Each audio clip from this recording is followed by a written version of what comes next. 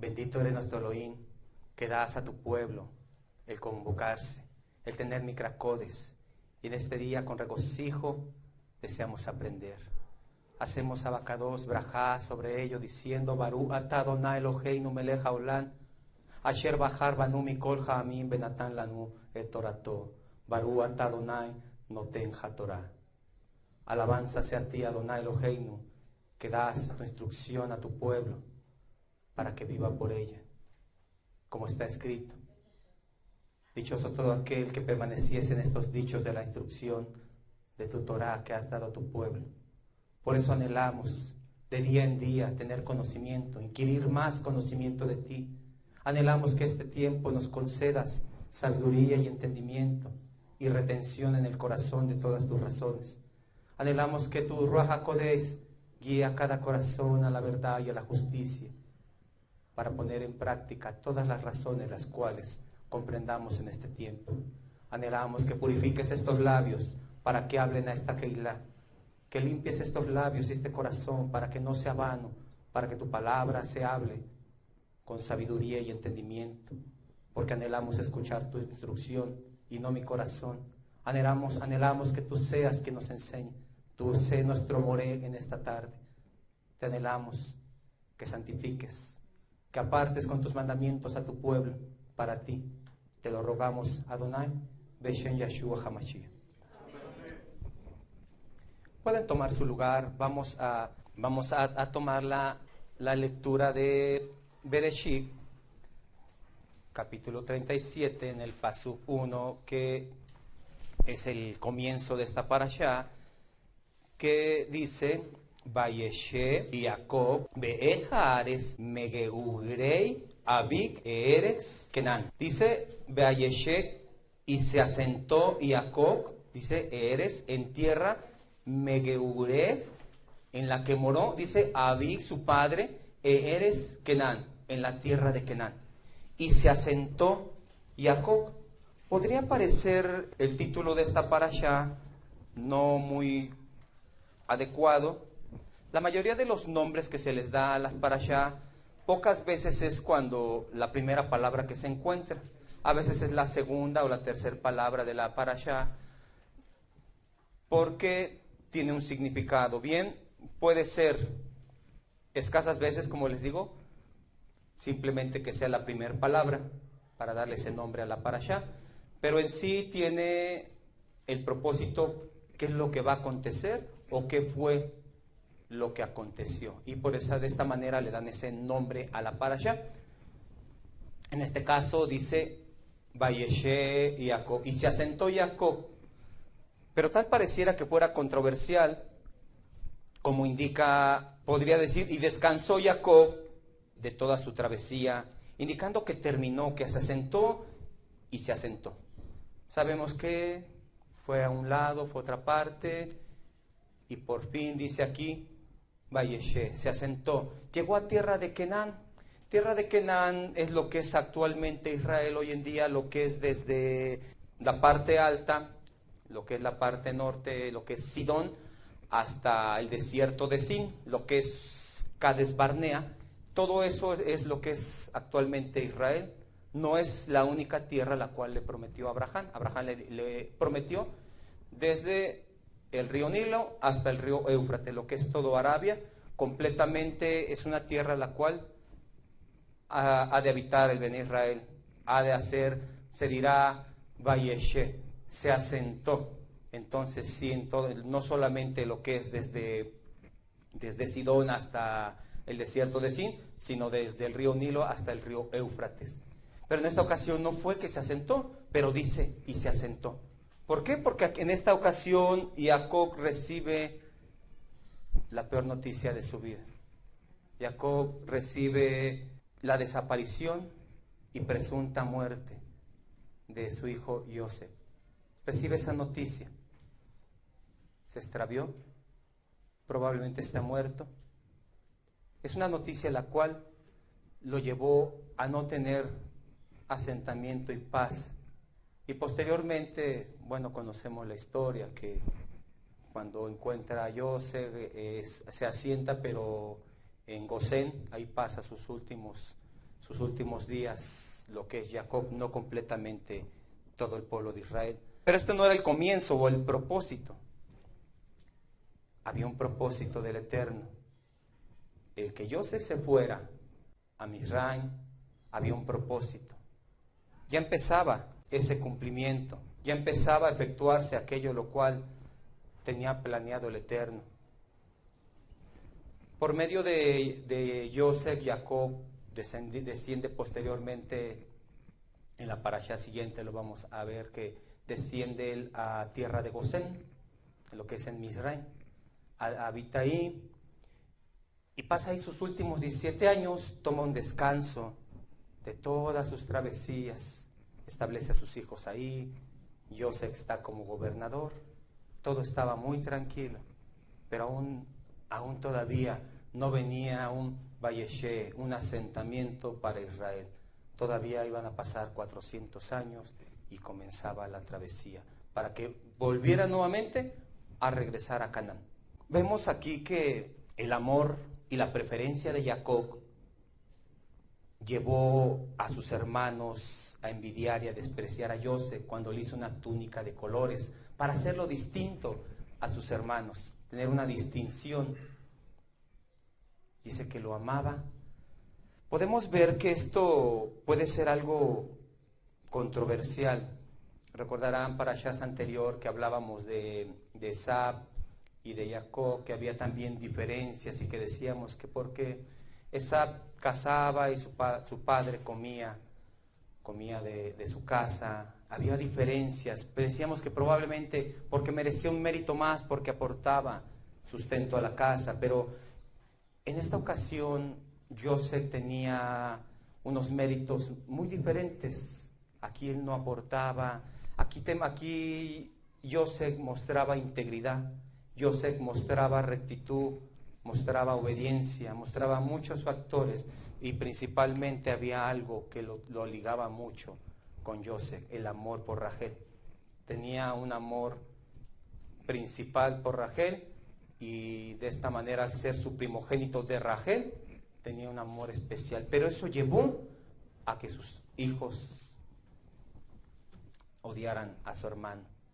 Les decía que hay algo controversial porque hay que ser con mucha inteligencia para tratar a nuestros hijos, para no provocar que acontezca eso en ellos. Y no solamente, a veces el que no se porta bien, a lo mejor lo hace para llamar la atención de los padres. No les justifica, pero el llevar a hacer distinciones o diferencias entre los hijos puede llevar a esto. Aquí todo fue con un propósito y todo, y no estoy diciendo que Joseph tuvo la culpa, pero el hacer diferencias, siempre el tener tratos diferentes, todo tiene un porqué. Cuando vemos que otros hijos destacan de otra manera, debemos de poner atención y no hacer la diferencia. Probablemente necesite más aquel el cual está tomando actitudes. En todo esto abarca, aún hasta en el matrimonio, abarca que ¿por qué tiene este comportamiento mi esposa? ¿O por qué tiene este comportamiento mi esposo? Tengo que ver qué está pasando. Tengo que ser más cuidadoso. Saber por qué pasa para que no llegue a haber y formarse resentimientos futuros. Tiene uno que ver con una detención, todas las circunstancias que pasen, y no solamente porque me agrada más hacer esa distinción para no formar esto. Pero claro, todo era un propósito que el Eterno tenía preparado. Por muchas razones José obtuvo la preferencia. Por muchas razones él se ganó esa preferencia de su padre. A la verdad, el destino de José ya estaba o ya había sido trazado por el Eterno, pero se necesitaba de corazones sin escrúpulos, sin sentimientos, la venta de sus hermanos. La venta, cuando sus hermanos hacen la venta, ¿qué estarían pensando cuando hicieron? Y sabemos que por intervención de Reubén y de Yehudá fue que no aconteció lo que ellos deseaban, quitarle la vida. Qué trágico fue el que descendiese José a Misraim, pero se llevó a cabo, repito, propósito del Eterno, y es vendido por sus hermanos, es llevado. Se necesitan, les digo, corazones extraviados y apartados del temor del Eterno para cumplir injusticias, las cuales el Eterno encaminará posteriormente a bien. Aún cuando alguien se opone, a los planes del Eterno, el Eterno lleva ese cumplimiento de una o de otra manera, muchas veces inesperada. Y más fue la envidia y el desprecio por Joseph cuando él les manifiesta sus sueños, cuando él les dice: soñé esto, que tú has de gobernar, y a fin de cuentas, lo estudiaremos más adelante, todos sus hermanos se postran delante de él, tal como lo soñó. Aquí hay algo lo cual queda cuando le dice: ¿acaso tu madre, cuando ya no estaba viva, Rachel, le dice Jacob: ¿acaso tu madre y yo y tus hermanos te serviremos, nos inclinaremos a ti? Yo pienso se refería en general a sus demás esposas, porque ya no vivía Rachel. Pero por fin llevan a cabo sus malas intenciones con la venta de Joseph, y esto se cumple en Jacob. En Jacob se cumple aquel dicho de lo que sembrares, eso segarás. Un día él engañó a su padre con las vestimentas de Esab, y esta vez sus hijos lo estaban engañando a él con las vestimentas de su hermano. Pero en este caso es una manera muy trágica: degollar un cabrito y ensuciar o llenar las vestimentas de Joseph para hacerle creer que era muy probable que hubiese muerto. Todo indicaba eso. Esta vez era engañado, esta vez él estaba regresando. Cuando una vez Jacob engaña con las vestimentas, ahora sus hijos lo engañan a él. Aquel Jacob engañoso y tramposo, en esta ocasión le estaba tocando de una manera desconsiderada y sin corazón ser engañado. Porque en la vez que él engañó no fue a una gravedad, claro, creó en su hermano un resentimiento al grado de que su hermano quiso decir: cuando muera mi padre, yo le voy a quitar la vida. Pero en esta ocasión, la manera en que fue engañado, no tuvo sentimientos. Pero ya conocemos la historia y sabemos qué va a acontecer. Bueno, los que han leído el libro de Bereshit. Pero sabemos que hace una interrupción. Está hablando la historia de Joseph y empieza a hablar de Yehudá. Hace un corte. Esta gran historia es la historia de Yehudá. Yehudá dice que se va. Hay algunos rabinos que opinan que como Yehudá se opuso y habló con ellos de que mejor lo vendieran, que estaban como en control, y que él se fue. No sabemos cuáles son las razones. La razón fue que él se fue y se juntó con un adulamita y vivió allá, y allá consiguió mujer, se llegó a ella y tuvo 2 hijos. La historia de Yehudá es aquel de cuya descendencia había de nacer el Mashiach, el ungido. Ya estaba el plano, ya estaba Jacob, ya estaba Joseph, ya había sido enviado para llegar en poco tiempo a Misraim. Pero tenía que preparar quién iba a libertarlos un día. Tenía que preparar un libertador, el del cual hablaría Moshe posteriormente. Y viene de ahí, de la descendencia. Sabemos que tenía 2 hijos, era y Onán, los cuales habla de ellos que eran malos. Y eran los descendientes de donde había de nacer el Mashiach. Ni el tercero, que Sheila, tampoco llegó a ese mérito. Les decía hace un momento que cuando interrumpimos los planes del Eterno, Él de una u otra manera los lleva a cabo. De esta manera, vuelve nuevamente a acontecer en Yehudá lo que pasó con su padre. Es engañado con unos atavios. Se le presenta a su nuera con atavios y lo engaña para llevar a cabo algo también, en oculto. No encontramos en la Escritura que Jacob, porque sí regresó a ver nuevamente a su padre, le haya pedido perdón por haberle engañado. Tampoco encontramos un relato donde sí fue a reconciliarse, le envió presentes a Esab, pero tampoco le pidió perdón por haberlo engañado. Que si confesamos nuestros pecados, Él es fiel y justo Pero confesar los pecados va de también pedir perdón a quien hemos hecho la ofensa. Es el complemento, sí. Bueno, yo ya me confesé con el Eterno y basta. No, tienes que restituir. Tienes que quitar esa falta, porque si no, se viene a generaciones. Nuevamente Yehudá es engañado por su nuera, es engañado por Tamar.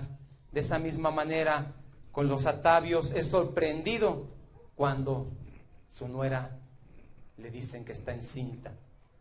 ¿Y quién había de ser aquel?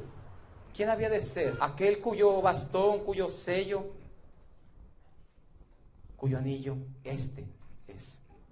Sorprendente aquello lo cual pasa, pero nace de ahí Pérez, o lo que tradujeron como Fares y Sila. Aquel el cual sacó su mano primeramente, al cual le enredan el hilo de grana, es Fares, y es el que viene a ser la descendencia del Mashiach. Si vemos las genealogías en el capítulo 1 de Matillá, ahí vienen las genealogías, después de Judá, sigue Fares hasta Mashiach, hasta Ben David, y de ahí hasta Mashiach. Todo esto lo encontramos, y nuevamente tomamos que se efectúan los planes del Eterno, quiera uno o no. Los hijos de Yehudá, y Ornán, eran malos. Uno no quiso dar descendencia. De una manera inesperada, él cumplió su propósito. El Eterno permitió que esto se lograse. Aclaramos también que dice la Escritura que la mujer de Yehudá ya había muerto cuando Tamar se llegó, o cuando él se llegó a Tamar, y narra la Escritura que cuando supo ese suceso, nunca más se llegó a ella, porque también estarían incurriendo en que el padre se llegase a la mujer de su hijo, aún no estuviera ya vivo. Yehudá empezó un servicio, un ministerio de Mashiach, intercediendo por Yosef, y posteriormente diciéndole delante a Yosef, creyéndolo gobernador de Misraim, diciéndole: yo me quedo en lugar de Benjamín, yo me quedo en su lugar, yo tomo el lugar, salvando la vida y tomando nuestro lugar, lo que hizo Mashiach, dándonos vida y tomando en el madero el lugar que nos corresponde. Desde ahí empezó Yehudá, la descendencia de Mashiach, a tomar ese ministerio o servicio, intercediendo para librarlo, como está escrito en Bereshit 37, 26 y 44, 33. Por esta razón se interrumpe la historia de Yosef. Por esta razón es que es cortada y de repente nos vuelve nuevamente a hablar. Pero regresando a la historia de Yosef, él es llevado a Potifar.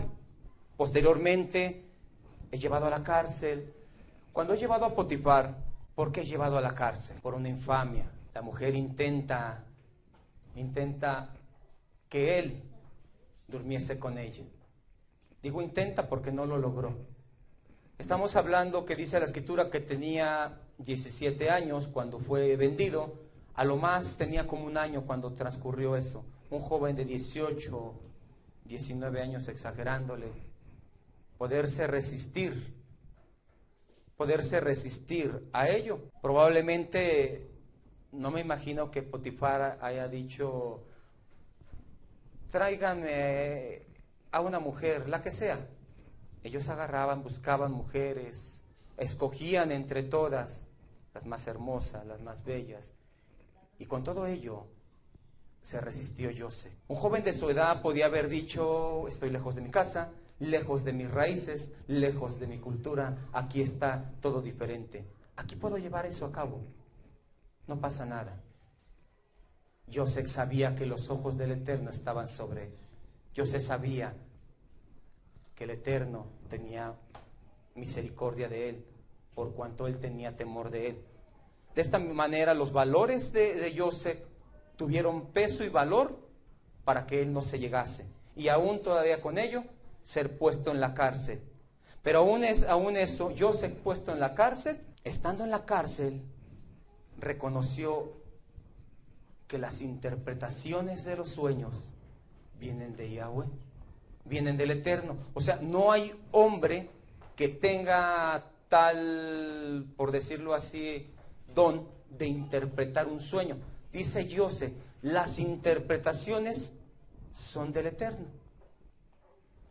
Entonces comprendemos que estuvo unos 12 años Yosef en la cárcel, porque hasta los 30 años es que se hace gobernador en Misraim. 12 años que estuvo en la cárcel, no perdió la comunión con el Eterno, se los puedo asegurar. ¿Por qué? Porque cómo fue que le dio la revelación tan certera de los sueños, tanto del copero y del panadero, y posteriormente de Faraón, para que le pudiese dar con certeza la interpretación de los sueños. Tenía que tener una comunión perfecta, de otra manera no podía ser así. No perdió, no se olvidó de quién era Yosef, aún estando en la prisión. A veces pasamos circunstancias por un mes, por unos meses, por un término muy corto, y a veces se llega a olvidar quiénes somos. Se llega a olvidar y se llega a estorbar, a interrumpir la comunión con el Eterno. Y no solamente para que nos revele sueños, no solamente para que nos indique las circunstancias. Es fundamental que el Bené Israel tenga comunión con su Elohim. Es uno de los fundamentos que tiene el Bené Israel. La comunión con su Elohim es un fundamento, porque un Bené Israel que no tiene comunión con su Elohim, puedo pensar que no se puede decir, yo soy Bené Israel, yo soy hijo de Elohim. Los hijos tienen comunión con su padre. Los hijos a diario, a veces hasta para pedirle algo, pero tienen comunión a diario con su padre. Entonces aprendemos aquí 3 cosas. Todo lo que sembramos, eso segaremos. Jacob sembró engaño y mentira, eso recibió. Así también, si sembramos buenas cosas recibiremos. El que siembra frijol, recibe frijol. El que siembra malas cosas recibe. Y el que siembra buenas cosas recibe. 2. El oponerse a los propósitos del Eterno trae muerte, pero el Eterno los ejecuta de cualquier forma. A Er y Ocnán les trajo muerte por oponerse a los propósitos del Eterno. Ellos eran unos elegidos para cumplir un propósito eterno. Nosotros somos unos elegidos para cumplir un propósito eterno, porque piensa darnos vida y vida en abundancia, vida eterna en Mashiach.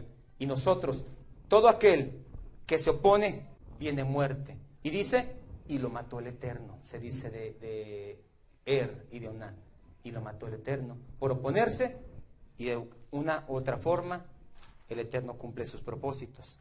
Y 3, el hijo de Israel mantiene su integridad cerca o lejos de los suyos, y se mantiene en el temor y en la emuná, en la fe, y en la comunión con su Elohim, en situaciones favorables o adversas o contrarias. ¿Por qué hace eso el Bené Israel?